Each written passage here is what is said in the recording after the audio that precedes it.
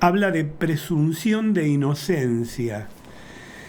¿Y por qué digo esto? Porque miren, la presunción de inocencia constituye la máxima garantía constitucional del imputado que permite a toda persona conservar el estado de no autor del delito en tanto no se expida una resolución judicial firme, una condena firme.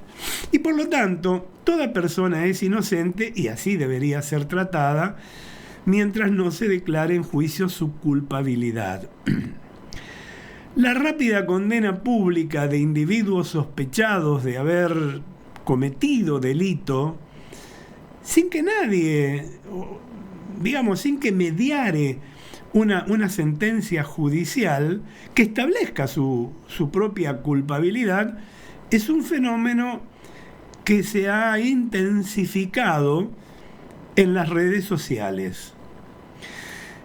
Y yo creo que se trata de un comportamiento generalmente guiado por los prejuicios que choca directamente con uno de los principios fundamentales del derecho, la presunción de inocencia.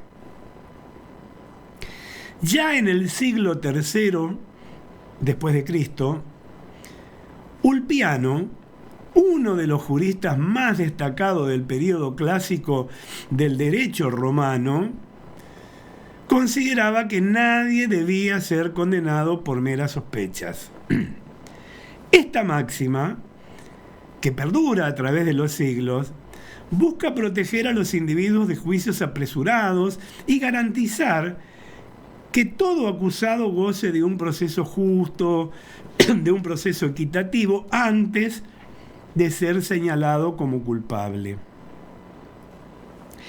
Pero en este siglo XXI, dominado por lo digital y las redes sociales, algunas personas no dudan en dictar veredictos antes incluso de que las autoridades competentes hayan completado su investigación o celebrado un juicio y hasta una sentencia. Yo creo que acaso sea necesario recordar que esta mala costumbre puede tener consecuencias devastadoras para la reputación y la vida de quienes son señalados sin al final resultan absueltos de toda culpa. ¿Cómo te sacás ese sallo después, no?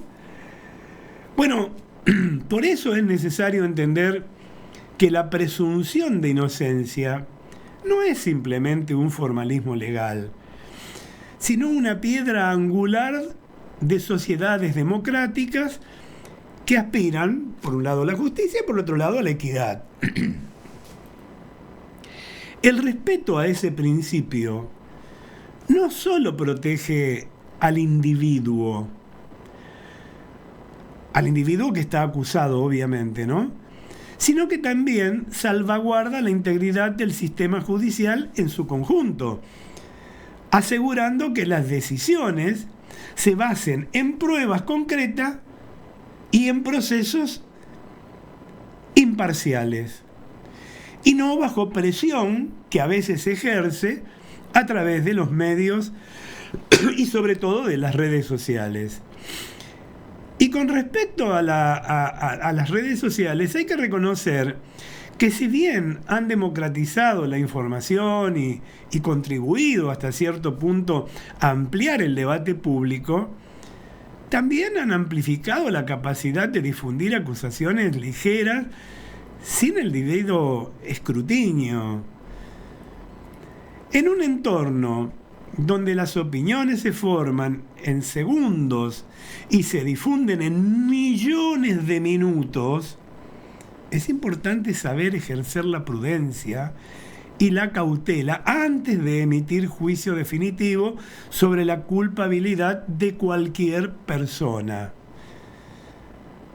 Con las reglas de juegos que imponen las redes sociales, muchas veces se ingresa en un terreno en el que, al parecer, ninguna persona está libre de ser acusada injustamente.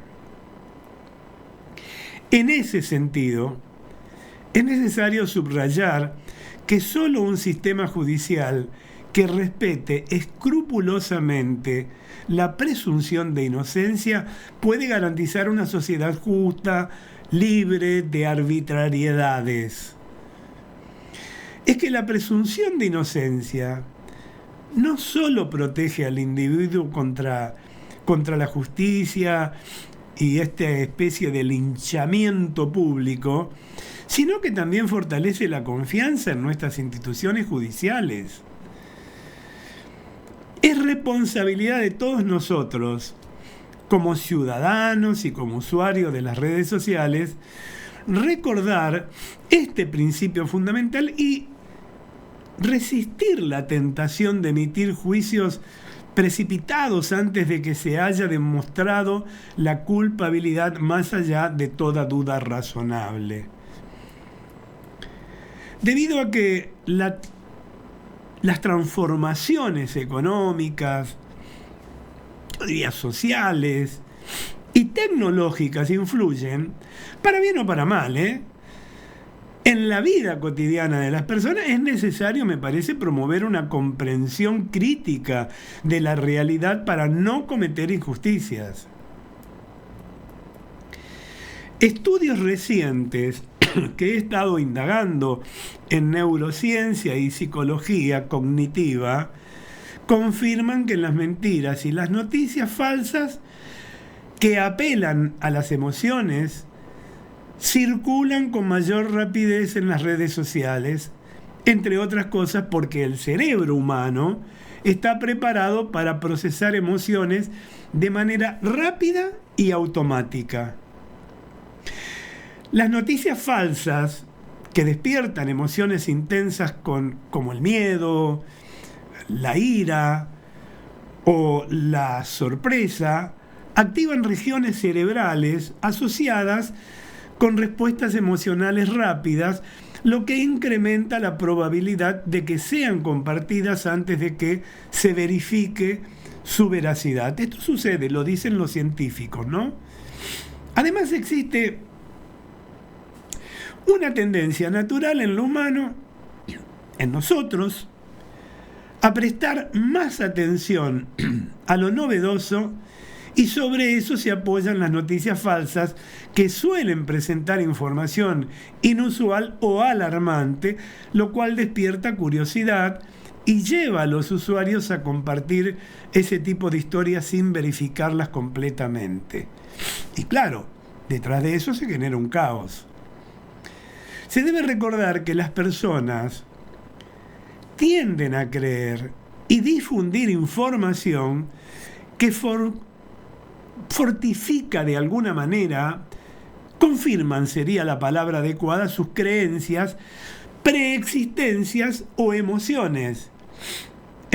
En política se usa mucho. ¿Cuántas veces he utilizado la frase de Joseph Goebbels, aquel publicista, relacionista público que tenía el impresentable Hitler, cuando decía miente, que algo quedará, palabras más, palabras menos? Ese era el sentido.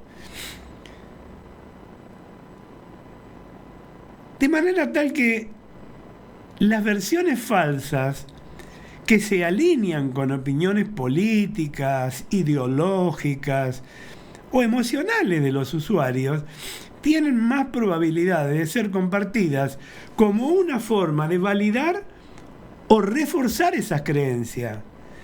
¿Cuántas veces hemos dicho en este programa? Repiten el relato, repiten los eslogans, creados sobre todo en algunas fuerzas dirigenciales, tanto sea políticas, gremiales y, por qué no, también empresariales. En ese sentido, el sistema educativo, yo creo que debe brindar herramientas a las nuevas generaciones con el objetivo de que estén preparadas para interpretar una realidad que exige un mayor esfuerzo cognitivo para no crear